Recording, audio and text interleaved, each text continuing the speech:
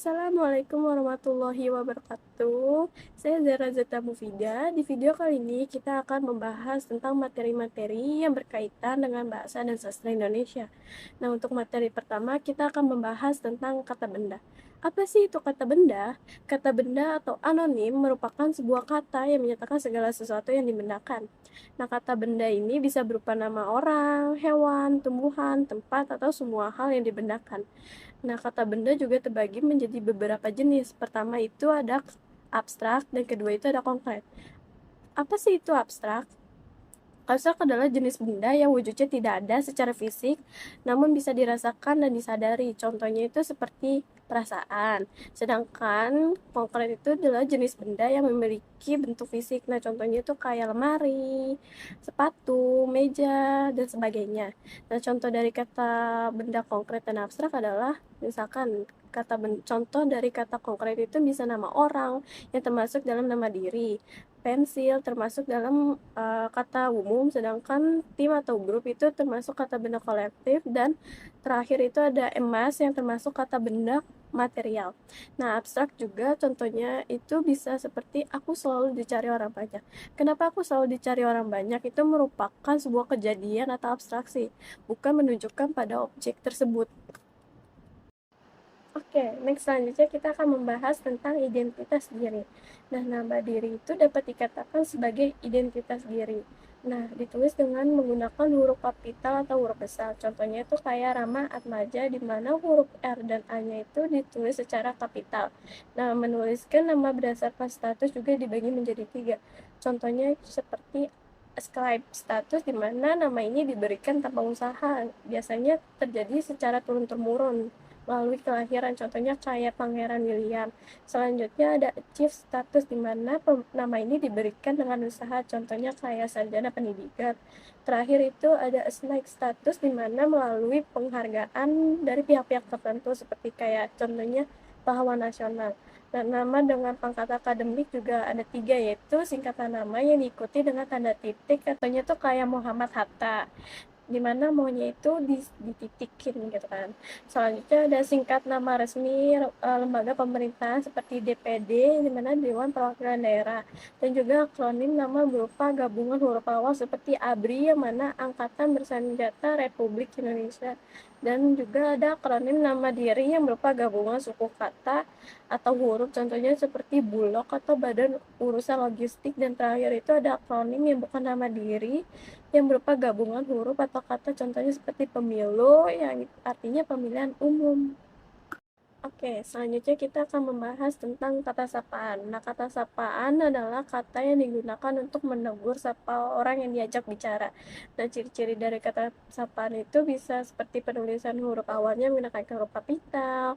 Nah, sesuai situasi dan kondisi yang percakapannya juga dipengaruhi, biasanya ada istiadat, dan pemilihan pembentukan kata sapaan itu biasanya dipengaruhi oleh status juga. Nah, jenis dan contoh dari kata sapaan itu terbagi menjadi dua, itu formal dan informal. Nah, contoh dari kata formal itu seperti selamat pagi para hadirin, bagaimana kabar kalian pada hari ini. Nah, biasanya kalimat ini tuh digunakan untuk yang lebih tua atau dalam keadaan formal gitu ya, ada kondisi formal. Nah, selanjutnya juga ada informal, contohnya tuh kayak halo Rion, good morning Besti. Nah, biasanya itu digunakan kepada teman sebaya atau yang sudah dekat. Oke, selanjutnya kita akan membahas tentang dialog, prolog, dan epilog. Nah, dialog adalah percakapan yang dilakukan antara dua orang atau lebih. Contohnya tuh kayak Zara ngomong, temenin aku ke kantin yuk. Lalu Olivia juga bisa menjawab, ayo aku temenin. Terus Zara juga menjawab lagi, oke, terima kasih. Nah, contoh ini merupakan contoh dari dialog karena terdapat dua orang yang sedang melakukan percakapan. Lalu selanjutnya ada pengertian prolog dan contohnya. Nah, prolog adalah kata-kata pendahuluan dalam sebuah lakon drama. Contohnya itu kayak saat itu angin berhembus kencang menerbangkan daun-daun yang berserakan di tanah.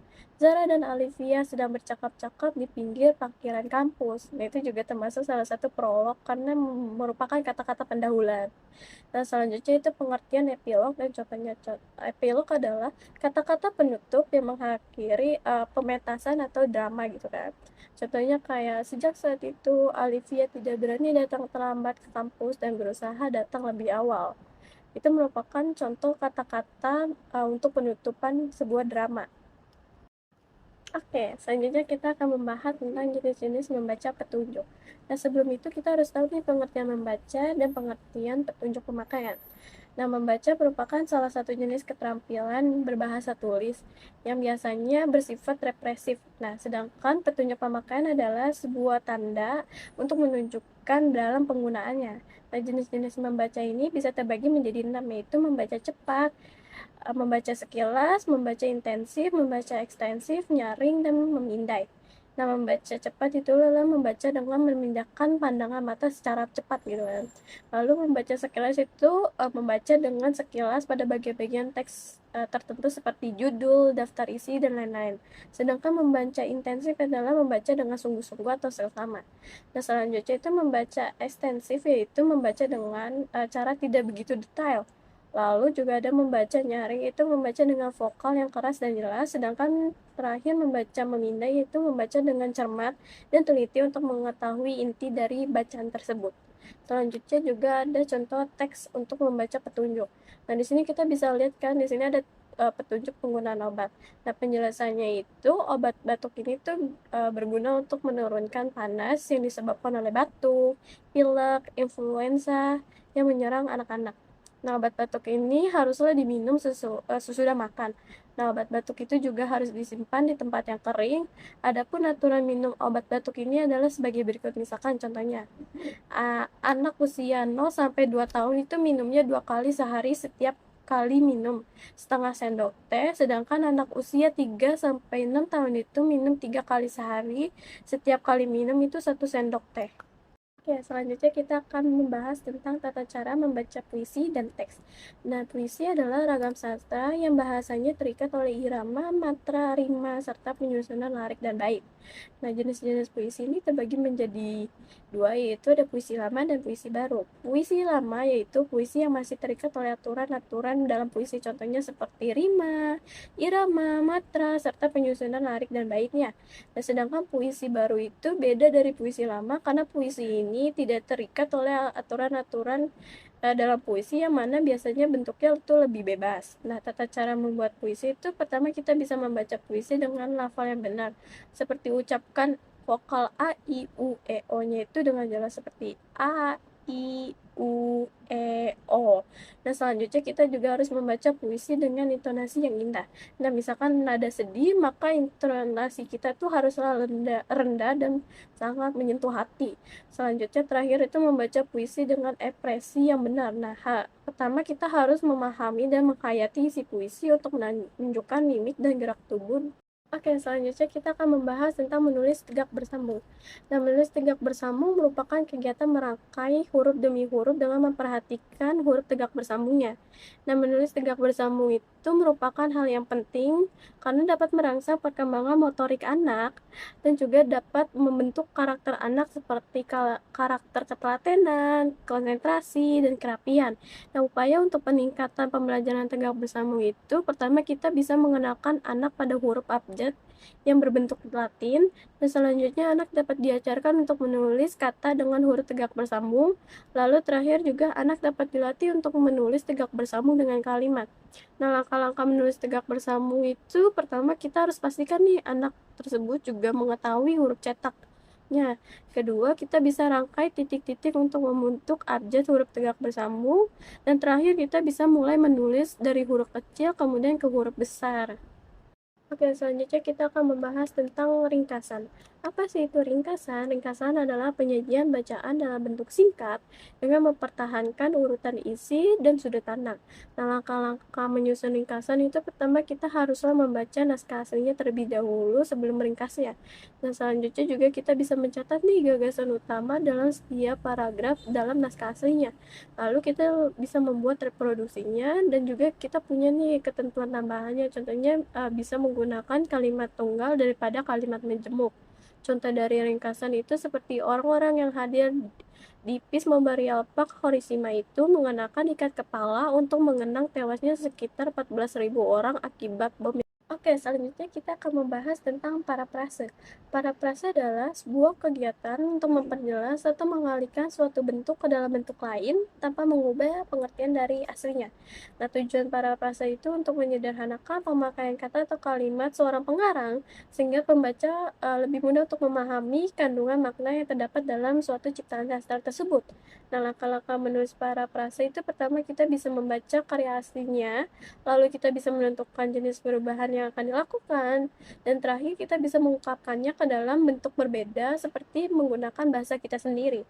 Nah, contoh parafrase itu kita bisa memparafrasekan puisi menjadi prosa, memparafrasekan cerita anak, atau prosa menjadi puisi. Lalu kita bisa memparafrasekan naskah drama menjadi puisi atau cerita. Oke, selanjutnya kita akan membahas tentang surat resmi dan surat pribadi. Surat resmi adalah surat yang biasanya digunakan untuk kepentingan resmi baik perseorangan, instansi, ataupun organisasi. Sedangkan surat pribadi adalah surat yang biasanya berasal dari seseorang kepada seorang lainnya atau dari seseorang kepada lembaga perusahaan. Nah, surat resmi dan surat pribadi ini juga memiliki perbedaan. Nah, surat resmi ini menggunakan kop surat dari organisasi dan juga ada nomor surat, tampilan, dan perihalnya. Dan terakhir juga bisa menggunakan ragam bahasa resmi. Sedangkan kalau surat pribadi itu biasanya tidak menggunakan kop surat dan juga tidak ada nama suratnya. Dan biasanya menggunakan bahasa yang bebas yaitu bahasa sehari-hari. Dan juga kita selanjutnya akan membahas tentang tata cara menulis surat. Nah, pertama kita bisa tetapkan dahulu maksud surat, lalu kita bisa tetapkan urutan yang dimaksud, lalu kita juga bisa selesaikan pokok persoalan, kita juga bisa menghindari penggunaan singkatan kata, lalu juga kita bisa memperhatikan bentuk surat dan bagi-bagiannya. Terakhir kita bisa memperhatikan penulisan ejaan dan tanda baca yang digunakan. Oke, selanjutnya kita akan membahas tentang formulir dan kwitansi.